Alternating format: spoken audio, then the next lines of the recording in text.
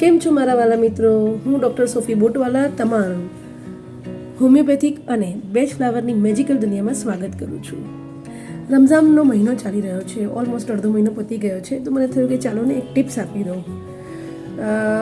તમને એમ લાગતું હશે કે શું રમઝાન મહિનામાં બેચ ફ્લાવર રેમેડી મદદ કરી શકે? કેમ નહીં, જરૂર મદદ કરી શકે.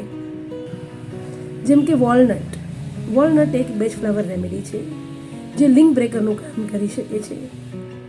આપણા ખાવા પીવામાં, સૂવા ઉઠવા બેસવામાં સમયોમાં બદલાવ આવી જાય, એટલે એ બદલાવને એડજસ્ટ કરવામાં આપણી બોડીને હેલ્પ મળે છે.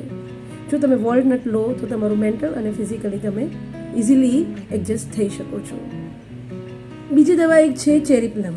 ચેરી પ્લમ એક એવી મેડિસિન્સ છે કે જે તમારે ઇમોશનલી કંટ્રોલ કરશે.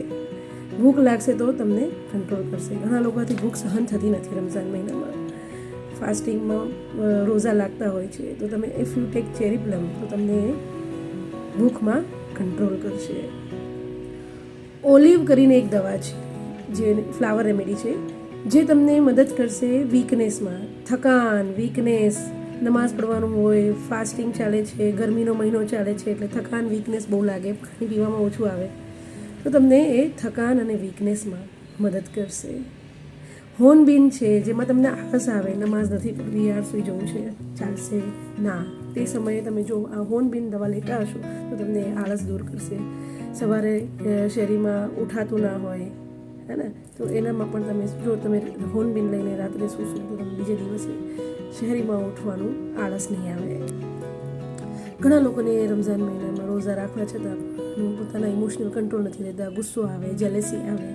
તો જો તમને ગુસ્સો અને જેલેસી રમઝાન મહિનામાં ના જોઈતું હોય, તમને પીસ ઓફ ધ માઇન્ડ જોઈતું હોય, તો ચેરી પ્લમ અને સાથે મેડિસિન છે જે હોલી, જે પ્રેમ તમારા મનમાં અને દિલમાં વસાવશે. તમે જો હોલી તમે લેશો તો તમારે મનમાં શાંતિ, પ્રેમની ભાવના જાગશે.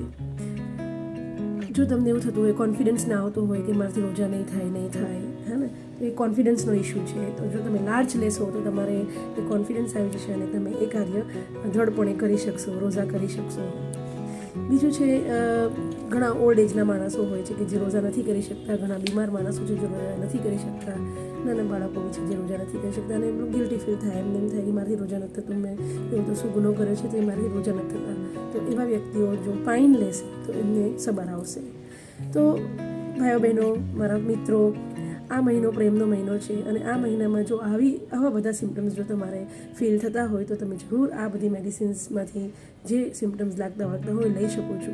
પણ મારી એક જ દરખાસ્ત અને રિક્વેસ્ટ હંમેશા રહે છે કે કોઈ પણ દવા લો, ફિઝિશિયનની, હોમિયોપેથની, આ બેચ ફ્લાવર રેમેડી જે થેરાપિસ્ટ છે એમની એડવાઇસ લઈને જ આ મેડિસિન લો તો વધારે સારું રહેશે. પણ આ તમારે જસ્ટ તમારી જાણકારી માટે છે, ઇન્ફોર્મેશન માટે છે કે તમે જે મેડિસિન લઈ રહ્યા છો એમાં શું સિમ્ટમ્સ હોય છે.